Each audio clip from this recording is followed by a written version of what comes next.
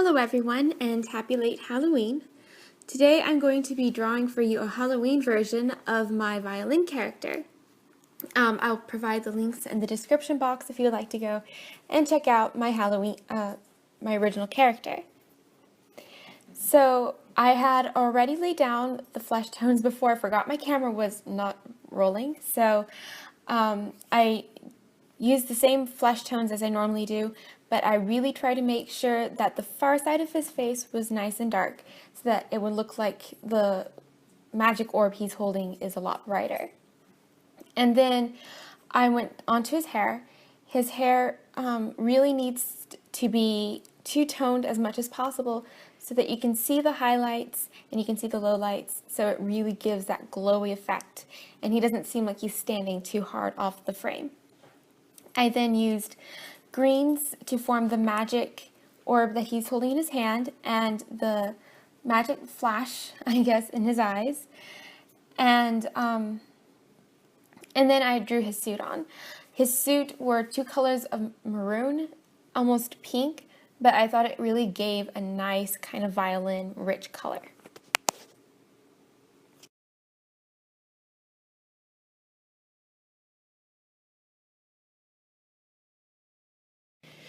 Now I'm going through to shade all of the black places. I wanted his clothes to look shiny, so I put down all the light spots first, and then I shaded it black.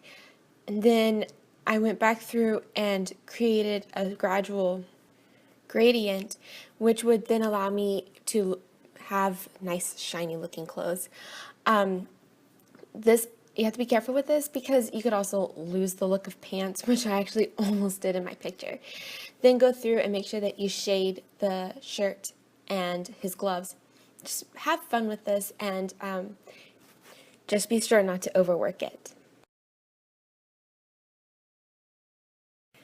My next step is to go through and darken all of my shaded areas. Because the page is white right now, and it's going to become a lot darker, all of the highlights and shadows on his face are much lighter than they're supposed to be. So I'm going to go through and I'm going to shade his hair, increase the shadows on his face, and darken the flames a little bit so that the flames will look brighter and more realistic in the final drawing. I'm also going to go through and lightly sketch out the background.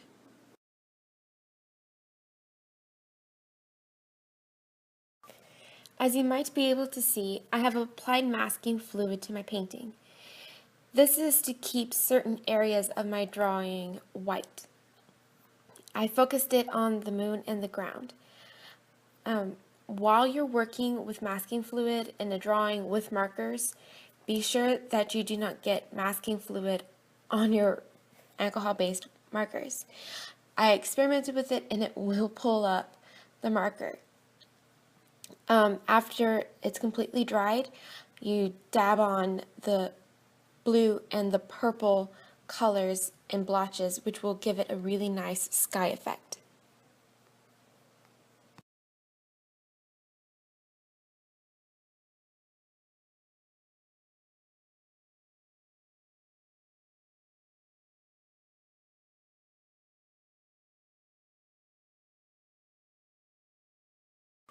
Once your wet on wet wash has completely dried, go through and mark out your tree line.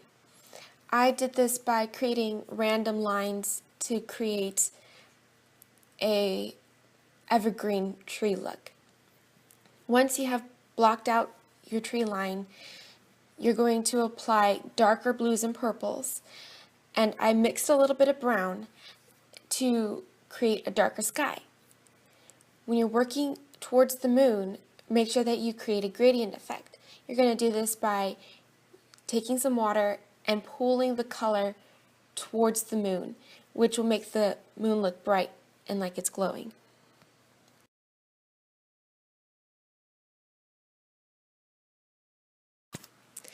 Once I was finished with this tree line and the sky, I moved down to the ground.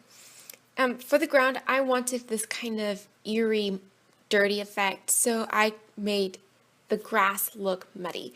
So I mixed green and blue and a little bit of brown, and then I kept some more brown on the side. And that brown, I applied a nice wet on wet wash and splotched in the brown so that the ground would look a little torn up.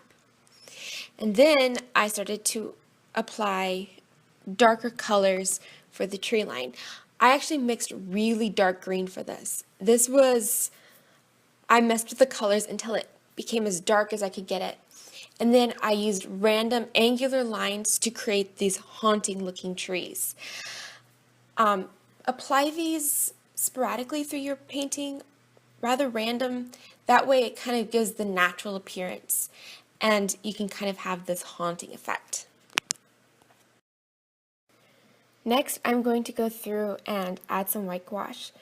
I'm adding white gouache to create a fog effect by using undiluted white gouache up towards the tree line where I think the fog line should start, and then I'm going to dilute it slowly and bring it down through the painting to create this effect of rolling fog.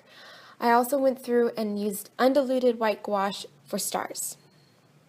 When using the undiluted white gouache for stars, be sure to keep the dots random. That way it looks really realistic.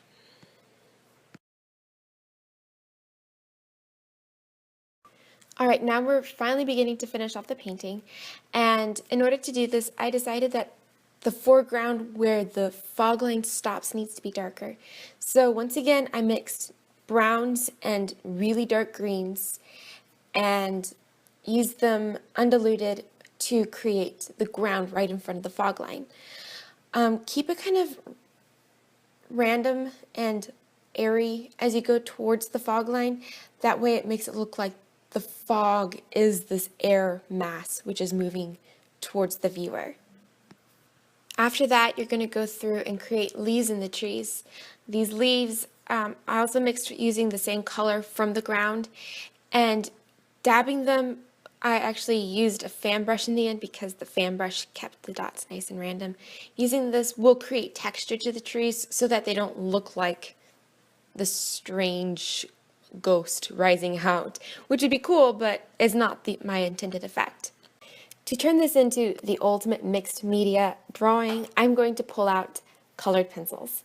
And I'm going to use the colored pencils to darken some of the watercolors. I use a really cheap pan paint, which really is too translucent for me. So I'm using my colored pencils to darken everything up a little bit. So I'm going through and darkening the tree lines and adding some more fine branches. And I'm using purples and blacks to darken the tree line and create this really nice dark picture.